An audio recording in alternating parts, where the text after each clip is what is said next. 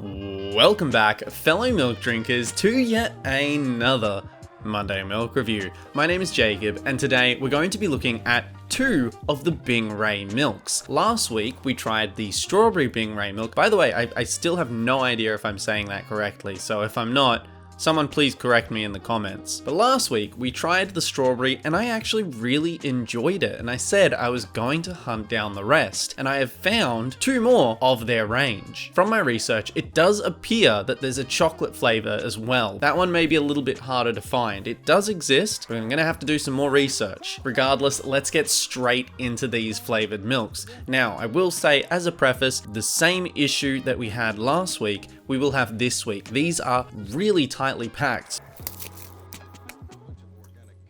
As you may have seen, I've spilt this quite atrociously. Let's change it up a little bit. Man, I'm just gonna make a mess at this point. We just kind of have to accept that fact. I am not very good at pouring things. I don't even know where to put this, to be honest. I feel like I just need to throw it out of screen because I'm annoyed at it. I'm just gonna put it back here. Gonna move these out of the way. Cool. That just spilt some more banana milk on me.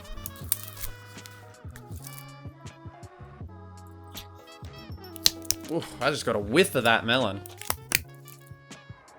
And there we are, finally poured after a very arduous journey. So at first, let's get a little bit of a smell of the banana. Have you ever had a banana paddle pop? Because it smells exactly like a banana paddle pop. Let's get a smell from the glass. Yes, exactly that. Let's get into that taste.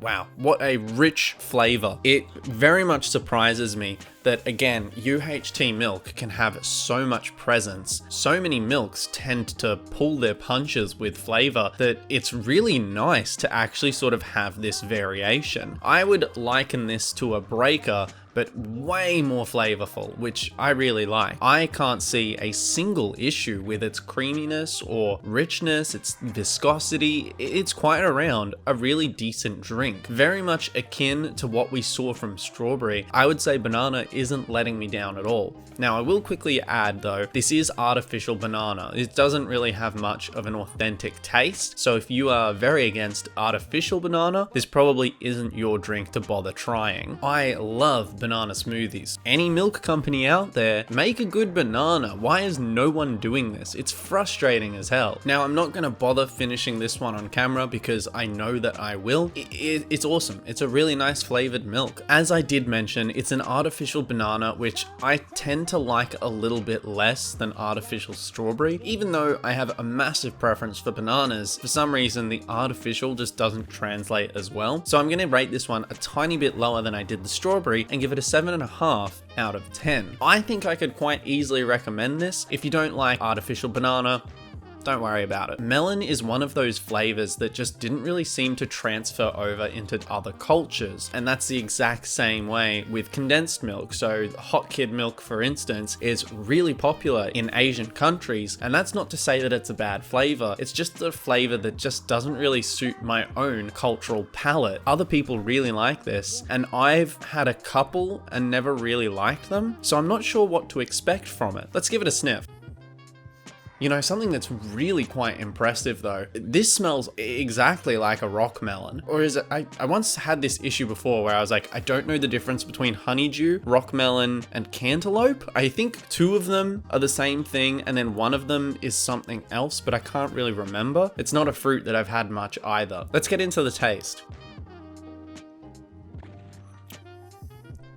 This has a really good flavor that I don't like much. Does that make sense? I think that it does that job of recreating that melon flavor incredibly well. I just don't like melon that much. Binggrae being really consistent with their viscosity, flavor, and texture, although the texture is slightly different on this one. It does feel like it kind of coats my mouth in something, which I didn't notice from the other drinks. It may be just because I don't really like this flavor that much, that it's more pronounced. Whilst I can see myself finishing this, it's not something that I really like. Personally, I think the melon is really good. It just doesn't suit me that much. Because of that, I think I can only really give it a fairly average rating, which is quite unfortunate, and I will admit that this is largely due to my personal bias that I'm only going to give it a 5 out of 10. Personally, I think if you like melon, you'll probably really like that drink. And the rating system doesn't really mean anything. It's just my kind of rough impression of what I thought of the drink. These numbers are almost arbitrary, to be honest with you.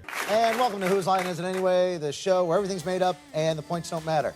That about wraps us up for this week's episode of the Monday Milk Review. Thank you very much for watching. Be sure to like and subscribe. Someone mentioned that I should practice spinning around in my chair when I fade out at the end of the episode. Good suggestion. I got like the desk right behind me, another desk in front of me. I got stuff by my feet. I then have the added glass by my feet. But thanks for watching, everyone. See you next week. Bye bye. Yeah.